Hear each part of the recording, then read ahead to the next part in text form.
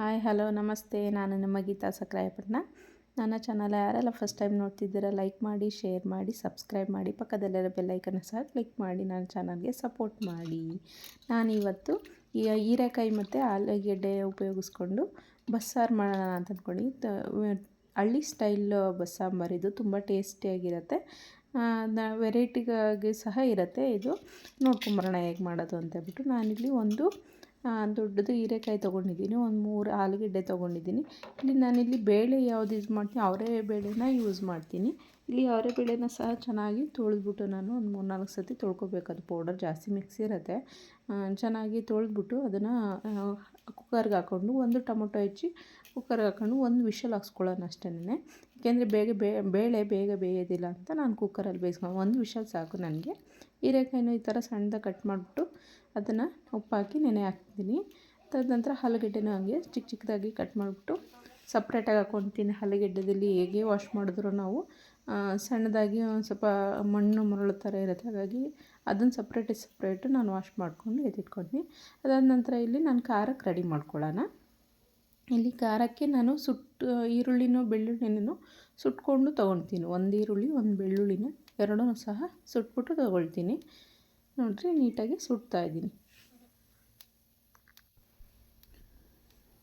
ಅದು ಚೆನ್ನಾಗಿ ಸುಡಬೇಕು ಇಲ್ಲೇ. ಅದ್ರ ನಡುವೆ ನಾನಿಲ್ಲಿ ಒಂದು ಕಾಯಿ ಬೇಕು ನನಗೆ, ಹಸಿ ತೆಂಗಿನಕಾಯಿ ಬೇಕು. ಹಾಗಾಗಿ ಕಾಯಿ ಹೊಡೆದ್ಬಿಟ್ಟು ತುರ್ಕೊಳ್ತಾ ಇದ್ದೀನಿ. ತುರಿನ ಸಣ್ಣ ಸಣ್ಣದಾಗಿ ತುರಿ ಮಾಡಿಕೊಂಡ್ರೆ ಚೆನ್ನಾಗಿರುತ್ತೆ. ಒಂದು ಕಾಯಿ ತೊಗೊಂಡಿದ್ದೀನಿ, ಒಂದು ಹೋಳಾದರೆ ಸಾಕು ನನಗೆ. ನೀಟಾಗಿ ತುರಿದ್ಬಿಟ್ಟು ಎತ್ತಿಟ್ಕೊಂಡಿದ್ದೀನಿ. ಇಲ್ಲಿ ನಾನು ಬೇಳೆಗೆ ಇಟ್ಕೊಂಡಿದ್ದೀನಲ್ಲ, ಬೇಳೆನ ಸಹ ಬೆಂದು ರೆಡಿಯಾಗಿದೆ ನೋಡಿ. ಒಂದು ವಿಷಲ್ಗೆ ಇಷ್ಟ ಆಗಿರುತ್ತೆ. ಅದಕ್ಕೆ ನಾನು ನೀರು ಹೆಚ್ಚಿಸ್ಕೊಂಡು ಮತ್ತು ಈ ತರಕಾರಿ ಹೆಚ್ಚಿಟ್ಟಿದ್ನಲ್ವ, ಆಲೂಗೆಡ್ಡೆ ಹೀರೆಕಾಯಿ ಎರಡೂ ಸಹ ಇಲ್ಲಿ ಹಾಕ್ಕೊಳ್ತೀನಿ. ನಾನು ಆಲೂಗೆಡ್ಡೆ ಹೀರೆಕಾಯಿ ಏನು ಹೆಚ್ಚಿಟ್ಟಿದ್ದೆ ಅದನ್ನು ವಾಶ್ ಮಾಡಿಬಿಟ್ಟು ಇದಕ್ಕೆ ಹಾಕ್ಕೊಳ್ತೀನಿ. ಅದಾದ ನಂತರ ನನಗೆ ಇದಕ್ಕೆ ಉಪ್ಪು ಎಷ್ಟು ಬೇಕಾಗುತ್ತೋ ಅಷ್ಟು ರುಚಿಗೆ ತಕ್ಕಷ್ಟು ಉಪ್ಪು ಹಾಕ್ಕೊಳ್ತೀನಿ. ಆದರೆ ಇದನ್ನು ಬಸಿತೀನಲ್ವ, ಸಾಂಬಾರೆಲ್ಲ ಬಸಿತೀನಲ್ಲ, ಹಾಗಾಗಿ ಸ್ವಲ್ಪ ಜಾಸ್ತಿ ಉಪ್ಪನ್ನ ಹಾಕಿಟ್ಟಿರ್ತೀನಿ. ಒಂದು 2 ಸ್ಪೂನ್ ಹಾಕಿದ್ರೆ 2.5 ಸ್ಪೂನ್ ಹಾಕಿರ್ತೀನಿ. ಹಾಗಾಗಿ ನೀರಿಗೆ ಇಷ್ಟು ಹೋಗುತ್ತಲ್ಲ, ಹಾಗಾಗಿ ಅಷ್ಟೇ. ಈಗ ನಾನು ಲಿಟ್ಟೇನು ಕ್ಲೋಸ್ ಮಾಡೋದಿಲ್ಲಿದ್ದು, ಹಾಗೆ ಒಂದು ಪ್ಲೇಟ್ ಮುಚ್ಚಿಬಿಟ್ಟು ಬೇಯಿಸ್ಕೊಳ್ತೀನಿ ಕುಕ್ಕರಲ್ಲೇ. ಅದಾದ ನಂತರ ನಾನಿಲ್ಲಿ ಖಾರಕ್ಕೆ ರೆಡಿ ಮಾಡ್ಕೊಳ್ಳೋಣ. ಇಲ್ಲಿ ಸುಟ್ಟಿರೋ ಈರುಳ್ಳಿ ಇದೆಯಲ್ಲ, ಸುಟ್ಟಿರೋ ಈರುಳ್ಳಿ ಮತ್ತು ಬೆಳ್ಳುಳ್ಳಿ ಎರಡೂ ಸಹ ಈ ಥರ ಸುಲ್ಕೊಂಡು ಅದು ಕಪ್ಪು ಇರೋದು ಸ್ವಲ್ಪ ವಾಶ್ ಮಾಡ್ಕೊಳ್ತೀನಿ. ವಾಶ್ ಮಾಡಿಕೊಂಡು ಎಲ್ಲ ಹೆಚ್ಚಿಟ್ಕೊಂಡು ರೆಡಿ ಮಾಡ್ಕೊಳ್ತೀನಿ.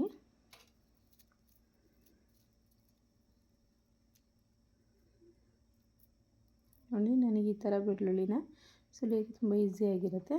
ಇದಾಗಿದೆ. ಇದು ಸಹ ತರಕಾರಿ ಆಲ್ಮೋಸ್ಟ್ ಬೆಂದಾಯಿತು. ಒಂದೇ ಒಂದು ಕುದಿ ಬಂದರೆ ಸಾಕು. ಬೇಳೆ ಎಲ್ಲ ಬೆಂದಿರುತ್ತಲ್ಲ, ತರಕಾರಿ ಬೆಂದು ರೆಡಿಯಾಗಿದೆ. ಇಲ್ಲಿ ನಾನು ಬಸ್ಕೊಳ್ತೀನಿ. ನೋಡಿ ಎಷ್ಟು ನೀಟಾಗಿ ರೆಡಿಯಾಗಿದೆ.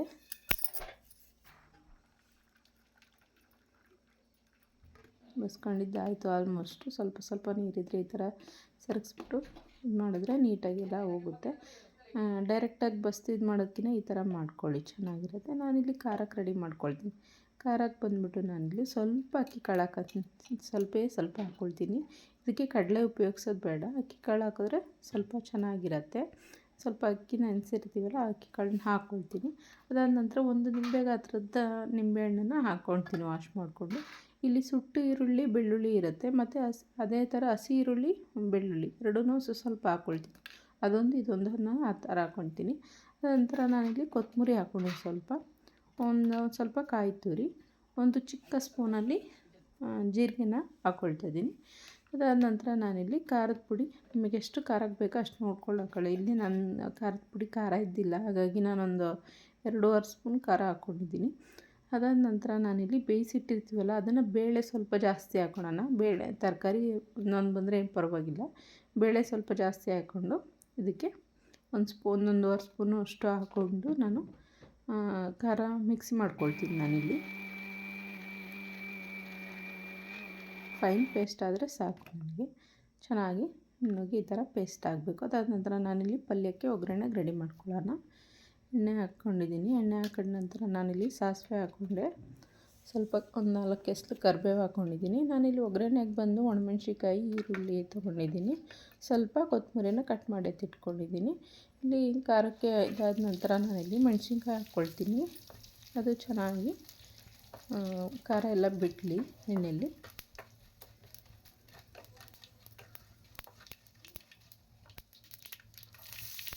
ಈರುಳ್ಳಿ ಹಾಕ್ಕೊಳ್ಳೋಣ. ಈಗ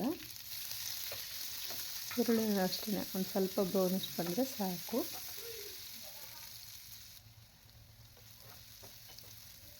ಇದಾಗಿದೆ ಈರುಳ್ಳಿ. ಈಗ ನಾನಿಲ್ಲಿ ತರಕಾರಿ ಬಸ್ತಿಟ್ಟಿದ್ನಲ್ಲ, ಈ ತರಕಾರಿನ ಆ್ಯಡ್ ಮಾಡ್ಕೊತಾ ಇದ್ದೀನಿ. ನೋಡಿ, ತರಕಾರಿ ಆ್ಯಡ್ ಆದ ನಂತರ ನಾನಿಲ್ಲಿ ಏನು ಮಾಡ್ತೀನಿ, ಖಾರದ್ದು ಮಾಡ್ಕೊಂಡಿದ್ನಲ್ಲ ಒಂದೇ ಒಂದು ಚಿಕ್ಕ ಸ್ಪೂನಲ್ಲಿ ಒಂದು ಸ್ಪೂನಷ್ಟು ತೊಗೊಂಡಿದ್ದಕ್ಕೆ ಖಾರ ಹಾಕ್ಕೊಳ್ತೀನಿ. ಸ್ವಲ್ಪ ಟೇಸ್ಟ್ ಚೆನ್ನಾಗಿರುತ್ತೆ, ಇದು ಮಸಾಲೆ ಎಲ್ಲ ಬಿದ್ದಿರುತ್ತಲ್ಲ, ಟೇಸ್ಟ್ ಚೆನ್ನಾಗಿರುತ್ತೆ. ಹಾಗಾಗಿ ಇದಕ್ಕೆ ಕಾಯಿ ತುರಿ ಹಾಕ್ಕೊಂಡು ಸ್ವಲ್ಪ ಕೊತ್ತಂಬರಿ ಎತ್ತಿಟ್ಟಿದ್ನಲ್ಲ, ಕೊತ್ತಂಬರಿನ ಸಹ ಇದಕ್ಕೆ ಹಾಕ್ಕೊಂಡು ಮಿಕ್ಸ್ ಮಾಡಿಕೊಂಡ್ರೆ ಪಲ್ಯ ರೆಡಿಯಾಗಿತ್ತು ನನಗೆ. ನೋಡಿ, ಪಲ್ಯ ರೆಡಿಯಾಗಿದೆ ನನಗೆ. ಸಾಕಿಷ್ಟ ಆದರೆ ಇದೇ ಒಲೆ ಮೇಲೆ ನಾನೀಗ ಸಾಂಬಾರಿಗೆ ಒಗ್ಗರಣೆಗೆ ಇಟ್ಕೊಳ್ತೀನಿ. ಒಂದು ಪಾತ್ರೆ ಇಟ್ಬಿಟ್ಟು ಅದಕ್ಕೆ ನನಗೆ ಸ್ವಲ್ಪ ಒಂದು 2-3 ಟೀ ಸ್ಪೂನಷ್ಟು ಆಯಿಲ್ ಹಾಕ್ಕೊಳ್ತೀನಿ, ಅಷ್ಟೇ, ಜಾಸ್ತಿ ಬೇಡ. ಇಷ್ಟು ಹಾಕ್ಕೊಂಡು ಸಾಸಿವೆ ಹಾಕ್ಕೊಳ್ತೀನಿ. ಸಾಸಿವೆ ಚಟಪಟ ಅಂತ ಒಂದು ಸ್ವಲ್ಪ ಕರಿಬೇವು ಹಾಕ್ಕೊಳ್ತೀನಿ. ಕರಿಬೇವು ನಂತರ ಈರುಳ್ಳಿ ಹಾಕ್ಕೊಂಡು ಸ್ವಲ್ಪ ಬಾಡಿಸ್ಕೊಳ್ಳೋಣ.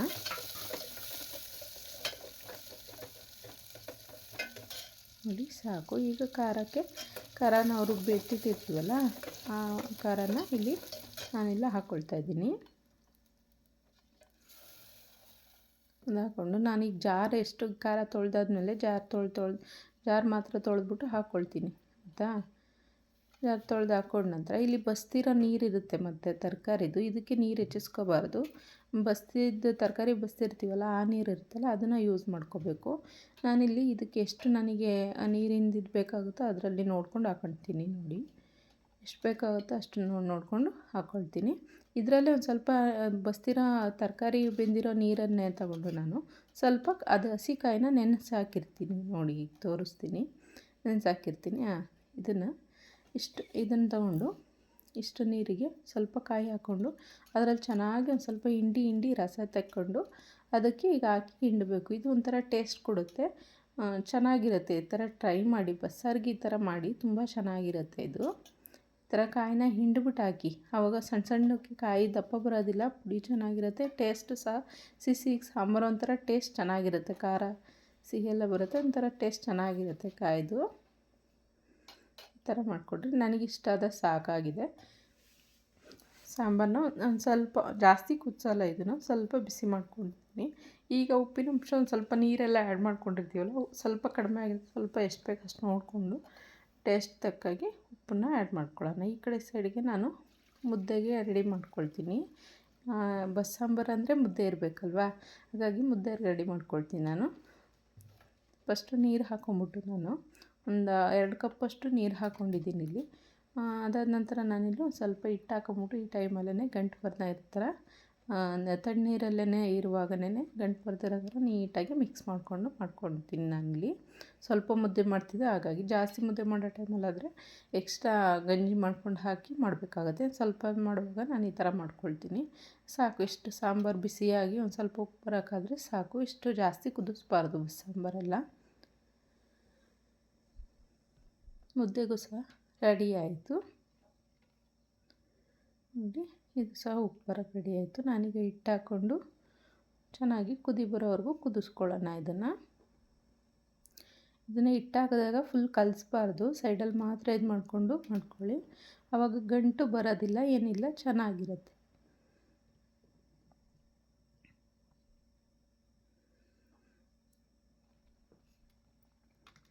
ನೋಡಿ, ಕುದಿ ಸ್ಟಾರ್ಟ್ ಆಯಿತು. ಒಂದು 5-10 ನಿಮಿಷದಲ್ಲೆಲ್ಲ 1-2 ಮುದ್ದೆ ಮಾಡ್ಕೊಂಬಿಡ್ಬೋದು, ಚೆನ್ನಾಗಿರುತ್ತೆ, ಬೇಗನೂ ಆಗುತ್ತೆ. ಈ ಥರ ನೀಟಾಗಿ ಮಿಕ್ಸ್ ಮಾಡ್ಕೊಳ್ಳಿ, ಕೈ ಬಿಡ್ದಂಗೆ ನೀಟಾಗಿ ಕಲಿಸ್ಕೊಂಬಿಟ್ಟು ಚೆನ್ನಾಗಿ ಮಿಕ್ಸ್ ಮಾಡಿ ನಾದ್ಕೊಳ್ಳಿ.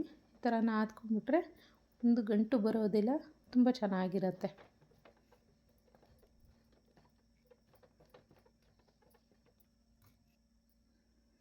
ಈ ಥರ ನಾನು ಅದಾದಮೇಲೆ ಒಂದೇ ಒಂದು ಸೆಕೆಂಡು ಅದು ಹವೆಲೇನೆ ಬೇಯ್ಕೊಳ್ಳೋ ಥರ ಒಂದು ಪ್ಲೇಟ್ ಮುಚ್ಚಿಬಿಟ್ಟು ಬಿಡ್ತೀನಿ. ಹವೆಲು ಸ್ವಲ್ಪ ಇದಾಗುತ್ತೆ, ಆವಾಗ ಮುದ್ದೆ ಚೆನ್ನಾಗಿರುತ್ತೆ, ಕೈಗೂ ಸಹ ಅಂಟೋದಿಲ್ಲ, ತುಂಬ ಚೆನ್ನಾಗಿರುತ್ತೆ.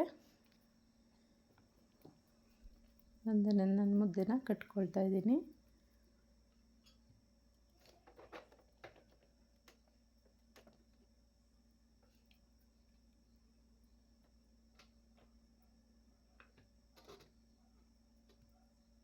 ನೋಡಿ ಮುದ್ದೆ ಕಟ್ಟಿದ್ದು ರೆಡಿಯಾಗಿದೆ. ನನಗಿವಾಗ ಅಡುಗೆ ಫುಲ್ ರೆಡಿ ಆಯಿತು. ಬಸ್ಸಾಂಬಾರು ಮತ್ತು ಮುದ್ದೆ ರೆಡಿಯಾಗಿದೆ. ನೋಡಿ ಹೀರೆಕಾಯಿ ಬಸ್ಸಾರು ಮತ್ತು ಮುದ್ದೆ ಟ್ರೈ ಮಾಡಿ ನೋಡಿ, ಸೂಪರಾಗಿರುತ್ತೆ. ಬಾಯ್.